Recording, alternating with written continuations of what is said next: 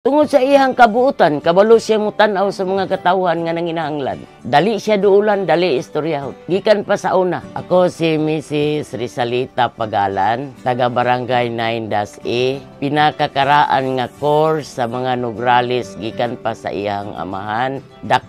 Daghan kaayo ko og maistorya bahin sa ilang mga tabang sa katawhan. Kay naka-experience gyud ko sa ako ang mga sakop sa amo ang purok, mangayo og mga scholar, kanang financial assistance, kanang medical assistance. Wala gyud na kuan sa opisina, gihatag gyud na sa opisina ni Carlo Nograles. Kay siya gyud ang tawo nga kabalo mo tan-aw sa mga pobre, sa mga kabos nga nagkinahanglan sa iyahang tabang gikan sa mga medical assistance, financial assistance, na mga burial pa to sa una. Nalimta na gani nako tong uban nga iyang gipanghatag. Kay kutob sa amo ang pangayoon, dili gyud ihikaw sa opisina. Ihatag yun. Dili man tanan nga mahatag niya kung unsa gyud ang imong kinahanglanon, pero at least naagyo kay madala gikan sa iyahang opisina. Ingon ana gyud kabuutan si Mayor Carlo. Ang sa akong na benepisyo, marag sa kuan, scholar sa ako ang anak sa private sa una. Si Mayor Carlo, siya ang leader nga akong gipangita.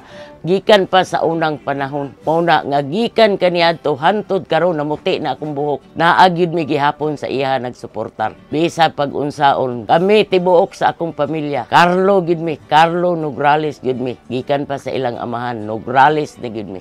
Hantod karon nanigulang na lang ko. Kay sila gyud ang tawo nga akong nakita nga leader. Kadapat og angayan gyud nga modala sa atong lungsod para sa mga katawhan. Sayon duulan, sayon istoryahon. Ug isa pa, maminaw kung unsay imuhang hangyo ug imuhang problema. Siyempre, siya ang pinakatao nga buutan sa akong pagtanaw nga modala sa lungsod nga makasabot sa mga pobre. Siya ra ang akong nakita. Tungod sa iyang kabuutan, kabalo siya mo tanaw sa mga katawhan nga nanginahanglan. Dali siya duulan, dali istoryahon. Gikan pa sa una. Dili gyud ko maulaw ni Carlo bisan pag magmantuman mi. Dili gyud ko maulaw tungod sa iyang pagkamaing tao. Dako gyud lampas pa sa pagsalig ko da pa manggani lain. Lampas pa sa pagsalig nga ako ang kuan sa iya tungod sa iyang kabuutan. Siya gyud ang dapat mahimong mayor sa atong lungsod, atong syudad. Mayor nga makita, madungog, mabati, Carlo Nograles. Serbisyong mabati, Carlo Nograles. Pamilya nako muboto para kay Carlo. Pilia ang mayor nga mohatag og serbisyo, dili kay sa istorya lang.